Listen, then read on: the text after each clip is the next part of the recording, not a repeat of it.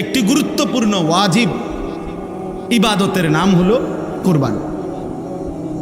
আমাদের জীবনে মুসলমান হিসাবে আর্থিকভাবে মানে টাকা পয়সার সাথে সম্পৃক্ত বিশেষ গুরুত্বপূর্ণ ইবাদত তিনটা। একটা হলো যাকাত, একটা হলো হজ, আর একটা হলো কুরবানি। যাকাত এবং হজ হলো ফরজ, আর কুরবানি হলো ওয়াজিব। আর একজন মুমিন ফরজ, ওয়াজিব, সুন্নতে মুআক্কাদা এই তিন আমলে ঘাটতি করার, বাদ দেওয়ার কসম খোদার কোনো সুযোগ নেই। তারে মুমিনই বলে না, তারে ইমানদার বলার কোনো সুযোগই নাই যার জীবনে ফরজ নাই, যার জীবনে ওয়াজিব নাই, যার জীবনে সুন্নতে মুআক্কাদা নাই। এ কোনো মুমিনে না।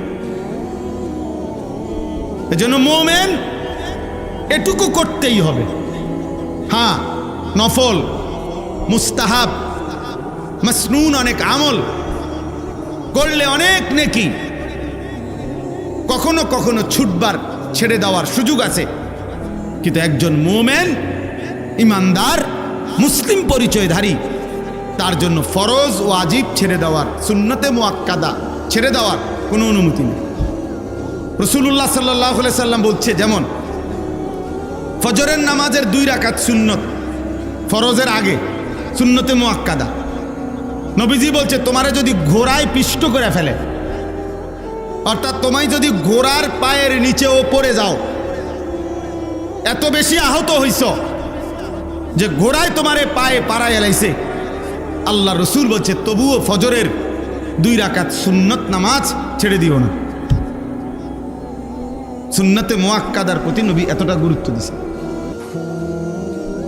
নবীজি সাল্লাল্লাহু আলাইহি সাল্লাম বলছেন, মান ওয়াজাদা সাআতান লিআন ইউদাহিয়া ওয়া লাম ইউদাহি ফালা ইয়াকরাবান্না মুসাল্লানা। সরাসরি হাদিস। যার সামর্থ্য ছিল অথচ কোরবানি করলো না, ওয়াজিব আদায় করলো না, আল্লাহর নবী সাল্লাল্লাহু আলাইহি সাল্লাম বলেন ওই নাফরমান যেন আমাদের ঈদগাহে, আমাদের নামাজের জায়গায়, মুসল্লা, ঈদগাহ, সেখানে যেন না আসে। ওই ভাই, ওই দুষ্টামি করো না, ওই লাল গেঞ্জি, সাবধান, ফাজলামি করো না, ফাজলামি করলে বাইরে ওঠো, মস্কারির জায়গা না এটা।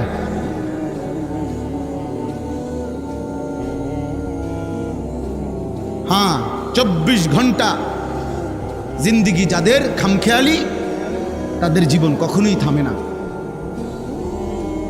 কি আল্লাহর ঘর, কি আলেম, কোন জায়গায়, কি মসজিদ, কি জুমা, আহা, যে শাহওয়াতের কাছে বন্দী হয়ে যায়, নফসের কাছে যে বন্দী হয়ে যায়, ইবলিস শয়তানের হাতে যে বন্দী হয়ে যায়, বন্ধু, তার পরিবর্তন বড় কঠিন হয়, বড় কঠিন। হাদিসের মধ্যে আছে, নবী সাল্লাল্লাহু আলাইহি সাল্লাম বলছেন, কিছু মানুষের দিল আছে এমন, যাদের অন্তর কাল কুজে মিরবাদ দান, না না না না, পানি খাওয়ার জন্য, এটা জিনিস দেখাবার জন্য। এই যে এইটা মনে করেন গ্লাস, এরকম, অর্থাৎ যেই গ্লাস, যেই মগ, যেই জগ উল্টানো, একদম উল্টাইয়া রাখছে। নবীজি সাল্লাল্লাহু আলাইহি সাল্লাম বলেন, কিছু নাফরমানের অন্তর এমন হয়ে যায়, উল্টানো কলস, উল্টানো জগ, উল্টানো মগের মতো। ফলে আটলান্টিক মহাসাগরের পানিও যদি এইবার এইটার উপরে ঢালে, এটা পুরবে না, কারণ এটা তো উল্টানো। তো রাসূলুল্লাহ সাল্লাল্লাহু আলাইহি সাল্লাম বলে, লা ইয়ারিফু মারুফান ওয়া লা ইউনকিরু মুনকারান। আহা, বদনসিব তখন এমন হয়ে যায়, কোন নেক কাজ তার কাছে আর মনে পড়ে না, কোন গুনাহ থেকে বেঁচে থাকার আর তৌফিক হয় না। ওই জীবন তখন লানতের জীবন হয়। ওই জীবন তখন বাইসিরিয়াল শয়তান তাকে তার গোলাম বানায়, একটার পর একটা গুনাহ। একবার মদ খায়, একবার বিড়ি খায়, একবার নারী দেখে, একবার জেনা করে, আরেকবার জেনার ছবি দেখে, আরেকবার মনে করেন একজনের ফাঁসাত লাত্তি দিয়ে লাইছে, আরেকজনের কূপ দিয়ে লাইছে, আরেকজন আরেক রাস্তার মেয়ের পিছনে পিছনে ঘুরতেছে, মানে পাগলে কি করে তার আর কোনো কি নাই, জীবনের কোনো সিরিয়াল নাই, হায়াতের কোনো আর কি নাই, কিছুই নাই। শয়তানের এমন গোলাম হয়, নফসের এমন গোলাম হয়, আহা, জীবন তখন আর কোনো কিছুতেই লজ্জাবোধ হয় না, লজ্জাবোধ হয় না। অনেক ছেলে পেলে দেখেন, মসজিদ দেখা যায়, নামাজ হইতেছে, মসজিদের পাশে রাস্তার পাশে দাঁড়াইয়া জানোয়ার মুসলমানের বাচ্চা অনবরত মোবাইল টিপতেছে, হাসতেছে, লাথি দিতে আছে, ওইতের চুল ধরে টানতে আছে। আহা, হায় হায় হায়, কে তারে আল্লাহ ভুলাইয়া দিল, কে তারে নামাজ ভুলাইয়া দিল, কে তারে জীবনের তরে জাহান্নামের রাস্তা দেখায় দিল। ওহো, আফসুস, আফসুস ওই জীবনের। এই জন্য বললাম ভাই, আল্লাহ নবী সাল্লাল্লাহু আলাইহি সাল্লাম বলেন সে যেন আমাদের মুসল্লাতে না আসে, অর্থাৎ ওয়াজিব কুরবানি ছেড়ে দেওয়ার কারণে নবীজি এত বড় ধমক দিছে। তাহলে ওই যে সুন্নতে মুআক্কাদার উদাহরণ দিলাম, নবীজি বলছে যদি ঘোড়ায় তোমারে পিষে ফেলে তবুও সুন্নতে মুআক্কাদা ছেড়ো না। আর এখানে বললেন ওয়াজিব ছেড়ে দিলে তুমি নাফরমান, আমাদের সাথে নামাজ পড়তে আইসো না। এবার আসেন হজ, একটি ফরজ ইবাদত হজ। আল্লাহ নবী সাল্লাল্লাহু আলাইহি সাল্লাম বলেছেন তিনটি কারণ ব্যতীত সামর্থ্য থাকার পরেও যে হজ না করে মরে গেল, তিনটি কারণ। এক নাম্বার কারণ হলো প্রকাশ্য এমন কোনো কারণ, এমন কোনো প্রয়োজন, যেই প্রয়োজনের কারণে কোনোভাবেই এই মুহূর্তে সে হজে যাইতে পারতেছে না, অথবা বাদশাহ রাষ্ট্রীয় কোনো আইন কানুনের কারণে সে যাইতে পারতেছে না, অথবা এমন প্রচণ্ড অসুস্থ যেই অসুস্থের কারণে যাইতে পারতেছে না। আল্লাহ নবী বলেন এই কারণ ব্যতীত যদি ইচ্ছা করে হজ ফরজ হওয়ার পরেও হজ না করে মৃত্যুবরণ করল, রাসূলুল্লাহ সাল্লাল্লাহু আলাইহি সাল্লাম বলেন ওই নাফরমান সে যেন ইহুদি হয়ে মরুক অথবা খ্রিস্টান হয়ে মরুক, আমি জানি না। নবীজি বলছে আমি জানি না এটা ইহুদি মরল না খ্রিস্টান মরল। আহা, নবী যদি বলে এই কথা তো সুপারিশ করবে কে? কথা বলেন না, হাউজে কাউসারের পানি দিবে কে? তাই তিনি যদি এ কথা বলে যে নাফরমান আমি জানি না, এই ইচ্ছা করে সামর্থ্য থাকার পরেও যে হজ করলো না, তোর মৃত্যু কি ইহুদির মৃত্যু হলো নাকি খ্রিস্টানের মরণ হইল, আমি রাসূল জানি না, তো এইবার তাকে সুপারিশ করবে কে? এবার তাকে হাউজে কাউসারের পানি দেবে কে? তার আর আশ্রয় কে? আখিরাতে হাসরের ময়দানে তার সহায় কে? আমাদের সমাজে লক্ষ লক্ষ মানুষের উপরে, কোটি কোটি মুসলমানের উপরে হজ ফরজ।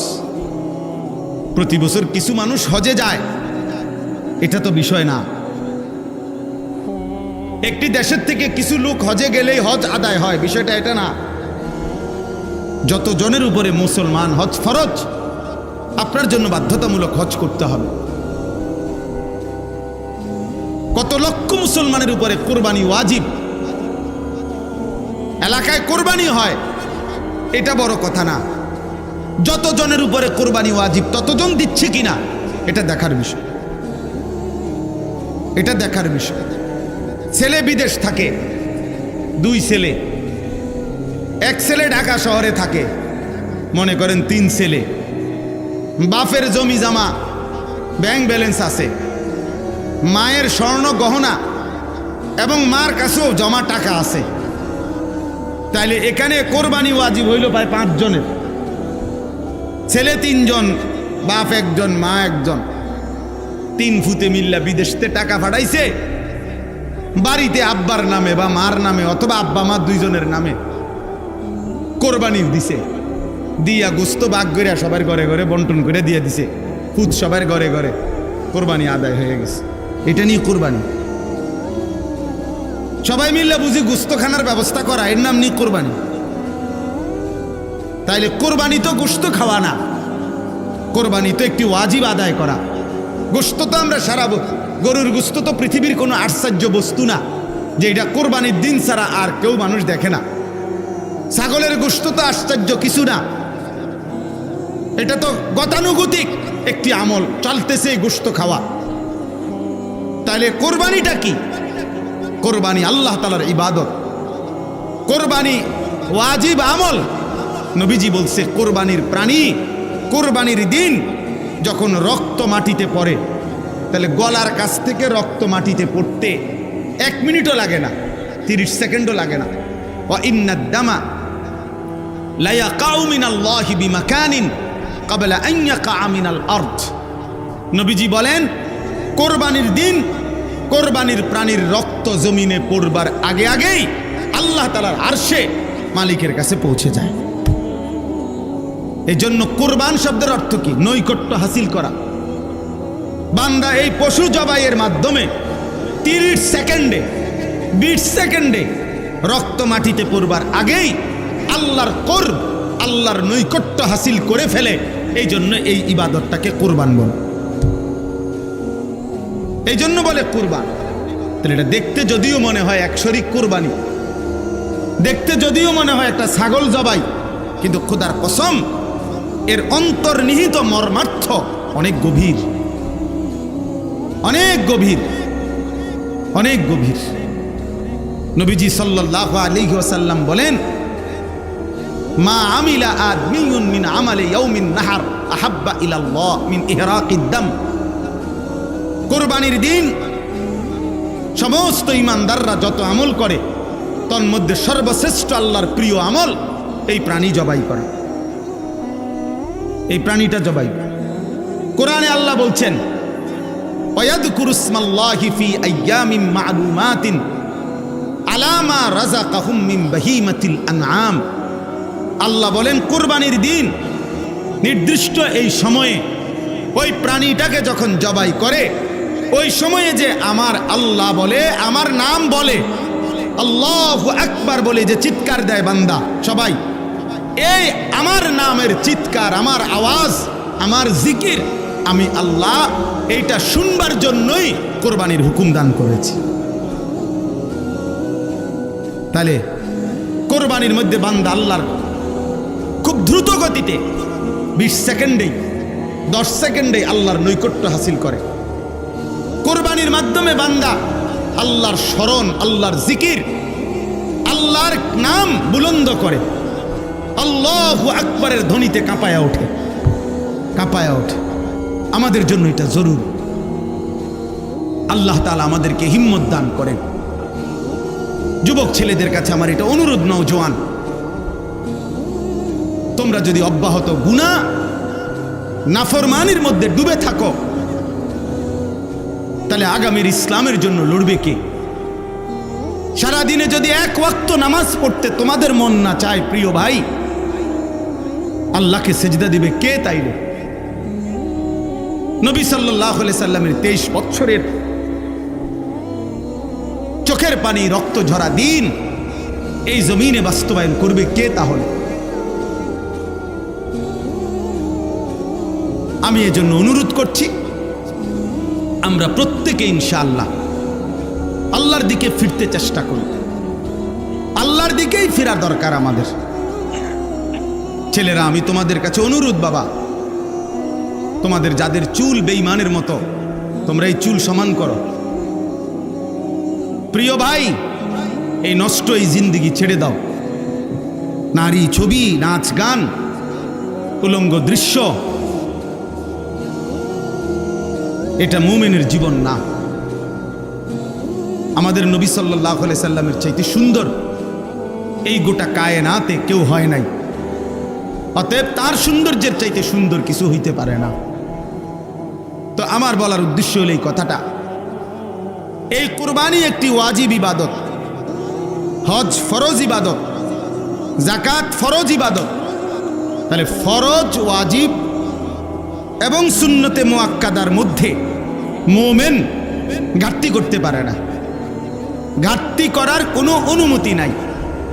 এই জন্য এই আয়াতের আলোকে এই প্রথম কথা, এটা প্রত্যেকের কাছে আমার অনুরোধ, যারাই বুঝেন, না বুঝলে নাই, আমার বলা আমি বললাম, প্রত্যেক উপার্জনকারী যিনি টাকা রোজগার করেন, বিদেশে থাইকা হোক, দেশে থাইকা হোক, বিবাহিত হোক, অবিবাহিত হোক, একসাথে সংসার হোক, ভিন্ন ভিন্ন সংসার হোক, প্রত্যেকের কাছে অনুরোধ হলো, বাবা, ভাই এবং মহিলাও, যাদের কাছে, যে সমস্ত মহিলাদের কাছে স্বর্ণ অলংকার আছে এবং কিছু জমা টাকা আছে, মনে করেন 1 বড়ি 1.5 বড়ি স্বর্ণ আছে, 5-10 হাজার টাকা আছে জমা, এই মহিলারাও এবং পুরুষরাও, বিবাহিত যুবক, অবিবাহিত যুবক, নারী পুরুষ যিনি রোজগার করেন, আকেল বালেগ, তাদের উচিত একজন আলেমে দ্বীনের কাছে, একজন মুত্তাকি আলেমের কাছে জিজ্ঞাসা করা যে হুজুর, আমার এই সম্পত্তি, আমার জমি আছে মোটে দূর, আমার ব্যাংকে জমা আছে এত, আমার ঘর বাড়ি মিল্লা, আমার ব্যাংক ব্যালেন্স এই টাকাটা আছে, এই আছে, এই আমনে আমারে হিসাব কইরা বলে দেন, আমার উপরে জাকাত ফরজ কিনা, আমার উপরে হজ ফরজ কিনা, আমার উপরে কুরবানি ওয়াজিব কিনা। প্রত্যেকেই যদি একজন একজন যার যার সুবিধা মতো একজন আলেমে দ্বীনের কাছে জেনে নেন, আপনার জন্য সহজ। আমি বুঝি নাই, আমরা গ্রামের মানুষ, হুজুর আমরা কোনো রকম দিন আইনা দিনকে আমরা এত ফেস করলে হবনি, এই সমস্ত বাটফারি কথা, সিটারি কথা, এগুলো বললে হবে না। আপনি বুঝেন না, গ্রামের 14 গোষ্ঠীর যত ফ্যাঁস আপনি সব বুঝেন। চা দোকানে বুড়া বেটার গপ শুনলে মনে হয় যেন বেটা গোটা পৃথিবী চালায়। হ্যাঁ, এমন লম্বা লম্বা কথা কয় যেন গোটা বিশ্ব বুদ্ধি হেবড়া। উনি বলে বুঝে না, আখেরাতের বেলায় আসলে কিচ্ছু বুঝে না। আর গ্রামের যত গন্ডগোল করা দরকার সব উনি বুঝে। তাইলে আপনি বুঝেন না কি? আবার আপনি বুঝেন না তো বুঝে নিবেন, জানেন না তো জেনে নিবেন। আল্লাহর এই জমিনে মানুষের দ্বীনি রাহনুমাই, দ্বীনি পথ প্রদর্শনের জন্য সর্বযুগে আল্লাহর কুদরতি নিজাম, এটা কোরআনে আছে। আল্লাহ প্রত্যেক যুগের মানুষের জন্য উপযুক্ত আল্লাহ তাআলা পথ প্রদর্শক, ভয় প্রদর্শনকারী, দ্বীন ও ঈমানের বুঝাইয়া দেওয়ার যোগ্যতা সম্পূর্ণ আলেম। খোদার কসম, সূর্য উঠলে এই জমিনে আল্লাহ তাআলা ব্যবস্থা রাখবে, ছিল, আছে, থাকবে। এজন্য ওলামায়ে কেরাম, কোরআন, ইসলাম, সুন্নাহ এটা কিয়ামত পর্যন্ত ছিল, আছে, থাকবে। এই জন্য সর্বযুগে ওলামায়ে কেরামের বিরুদ্ধে যে গেছে, শেষ পর্যন্ত 16 বছর পরে হোক আর 48 বছর পরে হোক, উনি ভাগছে, ওলামায়ে কেরাম আছে, দ্বীন আছে, ইসলামও আছে, এই জন্য বাংলাদেশে মামুনুল হক আগের জায়গাতেই আছে, ফ্যাসিস্ট পলায় গেছে, জালেম পলায় গেছে, মামুন ঠিকই আছে। এই জন্য এটাই বাস্তবতা যে দ্বীন শিখেন, আল্লাহকে চিনেন, আখেরাতকে বুঝেন, নিজের ঈমান, নিজের আমল, নিজের আখেরাত সুন্দর করেন। আগামীর পৃথিবী যুদ্ধমুখর পৃথিবী, আগামীর পৃথিবী যুদ্ধমুখর পৃথিবী। অল্প কথায় লাগিয়া যায়, অল্প কথায় সামান্যতেই লাগিয়া যায়, দামাদাম প্রত্যেকে অস্ত্র খুলে ফেলে, ট্রিগারে টিপ দিয়া ফেলে। অর্থাৎ এই সময়ে হিম্মত, ঈমান, মহান আল্লাহর সাথে সম্পর্ক ছাড়া মুমিনের বিজয় আসবে না। ইন্নামা ইয়াতাকাব্বালুল্লাহু মিনাল মুত্তাকিন। আল্লাহ একেবারে আদম আলাইহিস সালামের জামানায় বলে দিছে যে গুনাহ থেকে পবিত্র থেকে যে ইবাদত করে, আল্লাহ কেবল তার ইবাদত কবুল করে। এজন্য যাকাত, হজ, কোরবানি, নামাজ, রোজা, সাদাকা, জিকির, তেলাওয়াত সব কিছু বান্দার যেই কোনো নেক আমল আল্লাহর কাছে যদি কবুল হইতে হয় তাইলে গুনাহমুক্ত হইতে হবে, হারাম থেকে মুক্ত হইতে হবে, গুনাহ থেকে মুক্ত হইতে হবে। মানুষের স্লোগান আর আল্লাহর কবুল এক কথা না। কথা বোঝেন নাই আপনার? আপনার টাকা, সুদের টাকা আপনার কোরবানি দিছে, হবে না, হবে না, কবুল হবে না, আর শাজিমে যাবে না। আমনে মসজিদে মাদ্রাসায় অমুকখানে তমুকখানে 50,000 টাকা দিছেন, কিন্তু টাকা যদি হয় হারামের, টাকা যদি হয় সুদের, টাকা যদি হয় ঘুষের, টাকা যদি হয় কিস্তির, তো সেটা আসমানে যাবে না, সেটা কবুল হবে না। স্লোগান মিলতে পারে, বুঝেন না কথাটা? জনাব অমুক 30,000 মার হাবা, মার হাবা এটা ঠিক আছে, মারও ঠিক আছে, হাবাও ঠিক আছে, কিন্তু আরশে আজিমে যাবে না। আসমানে যাইতে হলে কি হইতে হবে? হালাল হইতে হবে, পবিত্র হইতে হবে, গুনাহমুক্ত হইতে হবে, গুনাহমুক্ত। অতএব গুনাহমুক্ত ইবাদত, আমার নামাজ, আমার রোজা, আমার হজ, আমার যাকাত, আমার সব কিছু যেন আল্লাহ এবং তার রসুলের নির্দেশনা মতো হয়। আল্লাহ আমাদেরকে তৌফিক দেন, কবুল করেন। এই সাউতুল হেরা মাদ্রাসা আল্লাহ তাআলা কবুল করে নেন এবং ইত্তেহাদুল উলামা পরিষদকে আল্লাহ কবুল করে নেন। এখানে অনেক শ্রদ্ধেয় ব্যক্তিবর্গ এসেছেন, এলাকার ওলামায়ে কেরাম এসেছেন, সর্বস্তরের যারা আসছেন, যুবক ভাই, আবারও বলছি তোমাদের কাছে আমার শেষ অনুরোধ, ভাইয়া নামাজ পড়ো, প্রিয় ভাই নামাজ পড়ো, ফজরের নামাজ পড়ো, ফজরের না। আমি আমার জীবনে সবচেয়ে বেশি এই কথা বলছি আমার ওয়াজের জীবনে, যে ফজরের সেজদাতে মুমিনের বিজয়, ফজরের ওয়াক্তকে। ونعوذ بالله من شرور أنفسنا ومن سيئات أعمالنا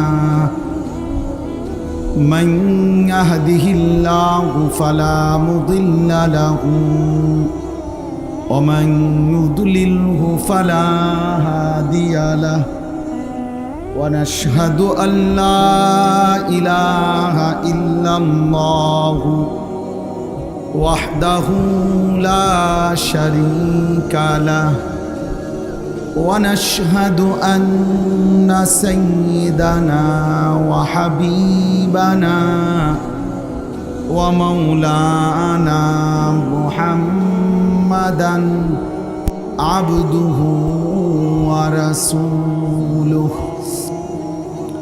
أما بعد فأعوذ بالله من الشيطان الرجيم بسم الله الرحمن الرحيم واتل عليهم نبأ ابني آدم بالحق إذ قربا قربانا فتقبل من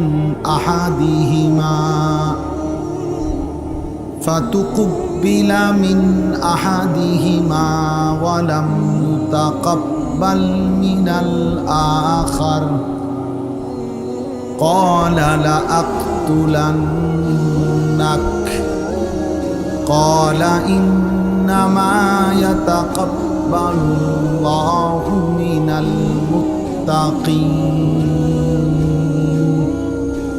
صدق الله مولانا العظيم وقال نبينا صلى الله عليه وسلم من وجد ساعة لأن يضحي ولم يضحي فلا يقربن مصلانا اللهم صل على محمد وعلى آل محمد كما صليت على إبراهيم وعلى آل إبراهيم إنك حميد مجيد اللهم بارك على محمد وعلى آل محمد কামা বারাকতা আলা ইব্রাহিম ওয়া আলা আলি ইব্রাহিম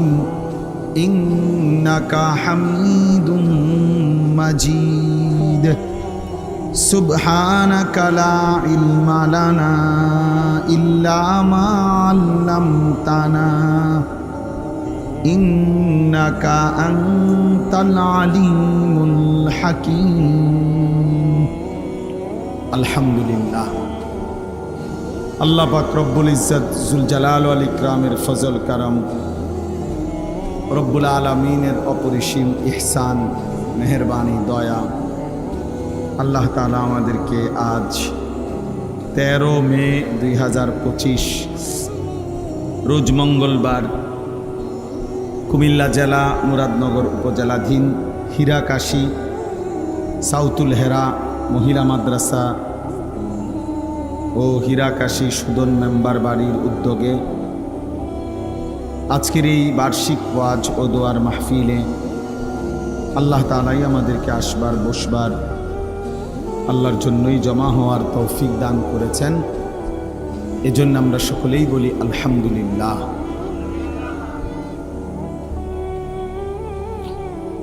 আসার পথে কুমিল্লা জাফরগঞ্জ কংসনগরের পরে আমার গাড়ি স্টার্ট বন্ধ হয়ে গেছে, এই জন্য এখান থেকে আবার 2টা সিএনজি বদলাইয়া সিএনজিতে করে আসছি এখন, এই জন্য আসতে অনেক দেরি হয়ে গেছে। আমরা অল্প একটু সময় সামান্য কয়েকটি কথা আমি আরজ করতে চাই। এই জন্য প্রিয় ছেলেরা, তোমাদের কাছে অনুরোধ ভাই এবং বাবারা যারা আছেন, একদম হাতে গোনা কয়েক মিনিট, অল্প একটু সময়। এই ছেলে, এই পেটা অপদার্থ কোথাকার, চিন্তা করছেন এতটুকু ছোট্ট বাচ্চার হাতে যে মোবাইলটা দিল সে সবচেয়ে বড় জালেম। এই জালেম তার হাতে হয় তার ভাই, তার ছেলে তারে নষ্ট করে দিল, তারে জীবনের তরে অসভ্যতায় অভ্যস্ত করে দিল।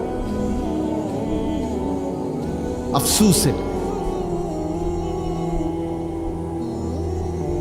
মাদ্রাসার ছাত্র, পাঞ্জাবি পড়া, তাহলে যিনি তাকে এই মোবাইলটা দিল সে কি পরিমাণ বেওকুফ।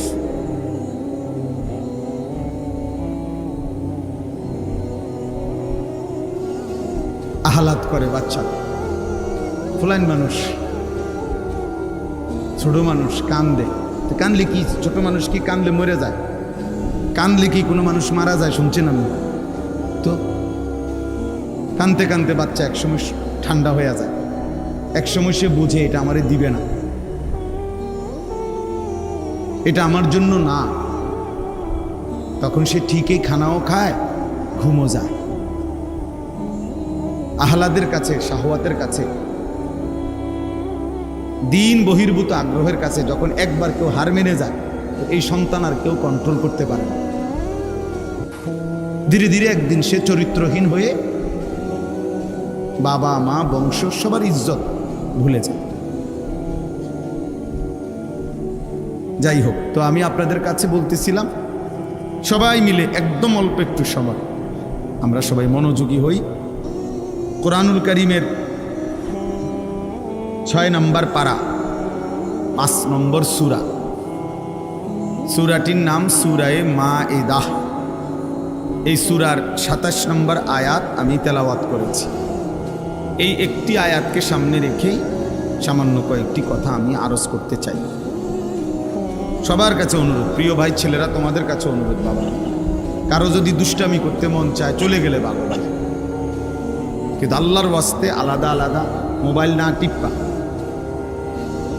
কোরআনুল কারীম থেকে অল্প একটু কথা আমরা দিল দিয়ে শুনি, এতে সবার ভালো হবে, আমারও ভালো, আপনাদেরও ভালো, সবার জন্য ভালো।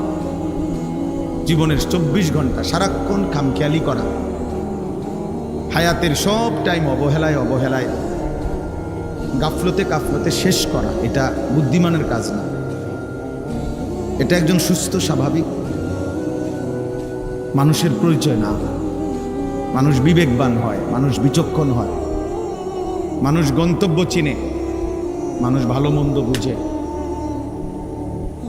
আল্লাহ তাআলা কুরআনুল কারীমের মধ্যে বলছেন, ওয়ালাকাদ কাররামনা বনি আদম, আমি আল্লাহ আদম সন্তানকে, বনি আদমকে, মানুষকে সম্মানিত করেছি।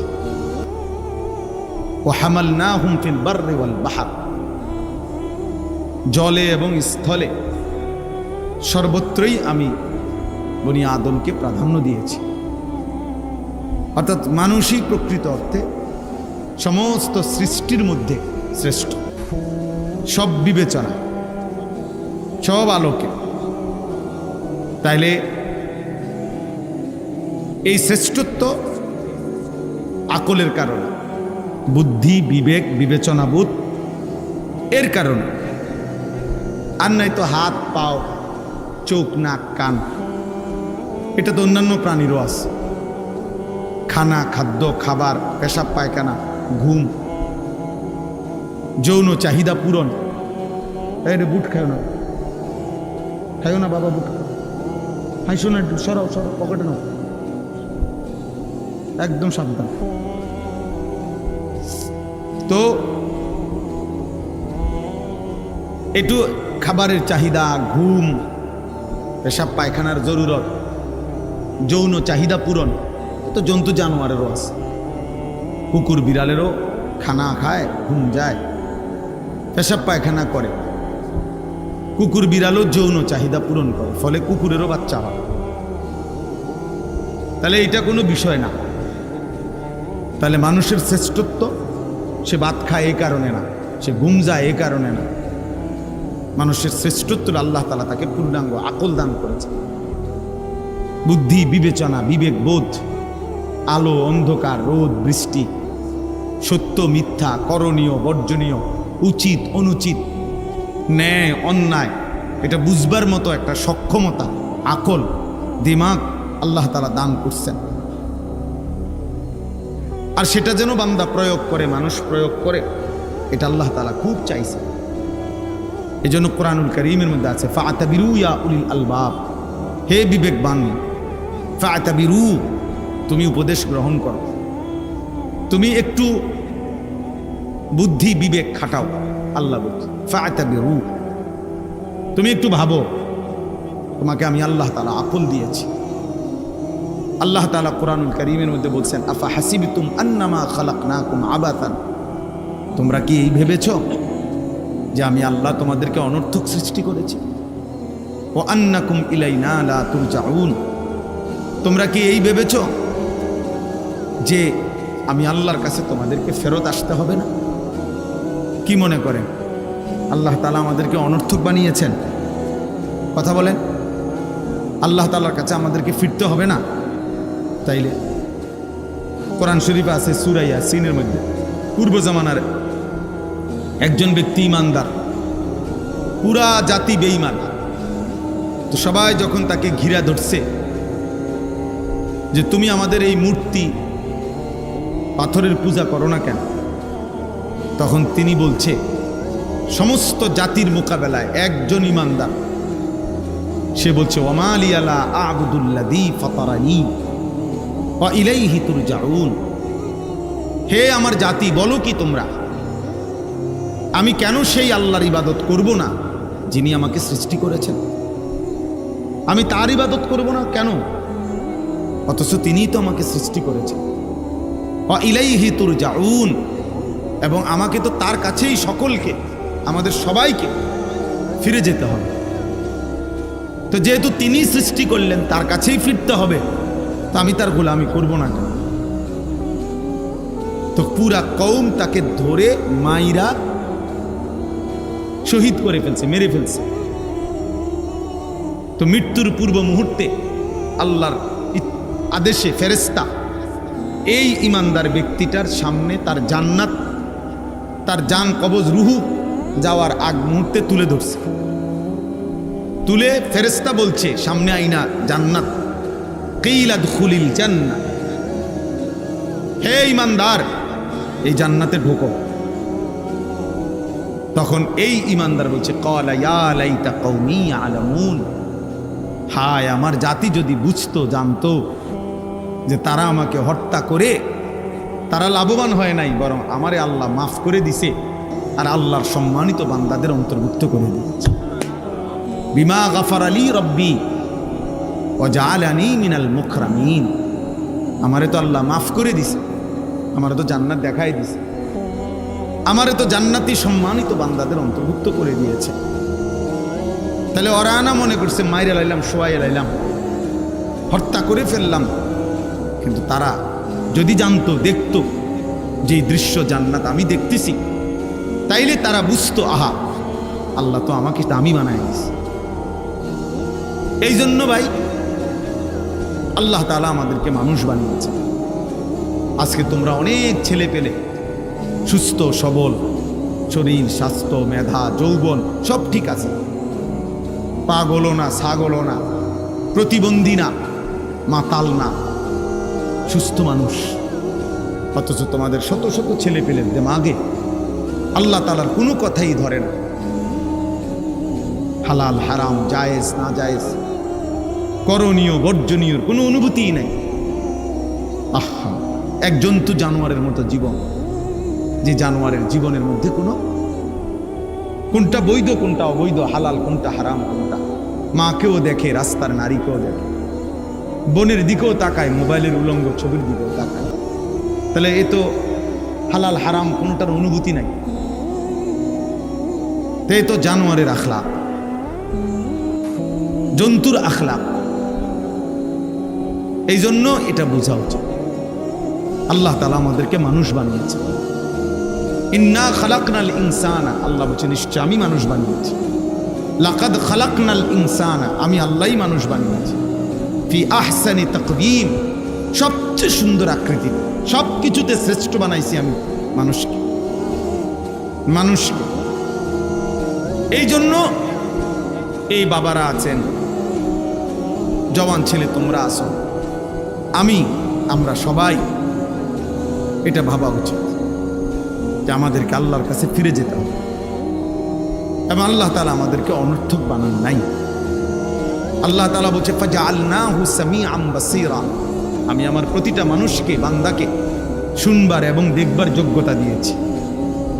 ইন্না হাদাইনাহুস সাবিলা, এবং আমি প্রত্যেকটা মানুষের জন্য আমার হেদায়েতের রাস্তা বলে দিয়েছি।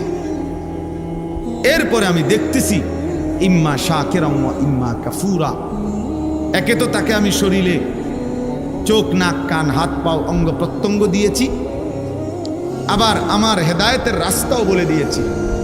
আমি নবী পাঠাইছি, রসুল পাঠাইছি, নবী রসুলদের পরবর্তী উলামা বুজুর্গ আউলিয়া মাশায়েখ তাদেরকেও পৃথিবীতে পাঠিয়েছি। আমি আমার আসমানি কিতাব পাঠিয়েছি, তাহলে সব ব্যবস্থাপনা দিছি। এবার আমি আল্লাহ দেখতেছি ইম্মা শাকিরান ওয়া ইম্মা কাফুরা, আমার কোন বান্দা আমার প্রতি কৃতজ্ঞ আর আমার কোন বান্দা আমার প্রতি অকৃতজ্ঞ। আল্লাহ বলেন অকৃতজ্ঞদের জন্য আমি জাহান্নামের আযাব রাখছি, কৃতজ্ঞদের জন্য আমি জান্নাতের নিয়ামত রেখেছি। ইন্না আ'তাদনা লিল কাফিরিনা সালাসিলা ওয়া আগলালান ওয়া সাঈরা ইন্নাল আবরারা ইয়াশরাবুনা মিন কাসিন কানা মিজাজুহা কাফুরা। এজন্য দোস্ত বাপ সবাই মিলে নিজেকে কেউ মিথ্যা নাফরমানি আল্লাহর অবাধ্যতা করে চালাক ভাই বোন। তুমি বুদ্ধিমান না ভাইয়া, বাবা আপনি বুদ্ধিমান না, কোনো সুদখোর বুদ্ধিমান হইতে পারে না, কোনো ঘুষখোর বুদ্ধিমান হইতে পারে না, কোনো হারামখোর, কোনো ধোঁকাবাজ প্রতারক চোর ডাকাত ছিনতাইকারী অবৈধ সম্পদ উপার্জনকারী এই বেঈমান নাফরমান বুদ্ধিমান না। কোনো মদখোর গাঁজাখোর নেশাখোর, কোনো নারী লুবী চরিত্রহীন যুবক তুমি বুদ্ধিমান না। ইউখাদিউনা আল্লাহ ওয়াল্লাযীনা আমানু ওয়া মা ইয়াখদাউনা ইল্লা আনফুসাহুম ওয়া মা ইয়াশউরুন। আল্লাহ তাআলা বলে যারা মুনাফিক, যারা মুখে দাবি করে মুসলমান কিন্তু যারা কর্মে মুনাফিক, যারা নিজেদেরকে জবানে বলে মুসলমান অমিনান নাসি মান ইয়াকুলু আমান্না বিল্লাহি ওয়া বিল ইয়াউমিল আখির ওয়া মা হুম বিমুমিনিন।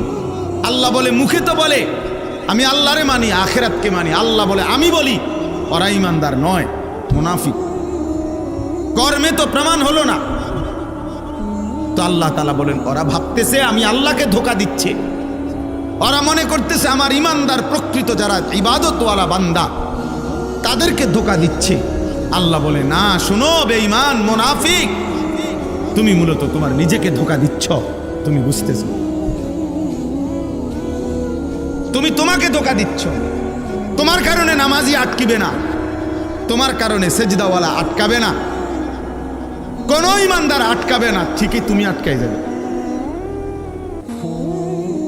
ঠিকই তুমি আটকাই যাবে। এই জন্য আমরা প্রত্যেকেই এই প্রতিটা ওয়াজ, ছোট বড়, প্রত্যেকটা মাহফিলের বয়ানের এটা একটা মূল ফিকির। এই ছোট বড় যত ওয়াজ হয়, ওয়াজ মানে নসিহত। এই উপদেশের মাকসাদ কলিজার পরিবর্তন, জিন্দেগির পরিবর্তন, নিজের মধ্যে ভাবনা আসা, বিবেককে কাজে লাগান, বিবেককে কাজে লাগান।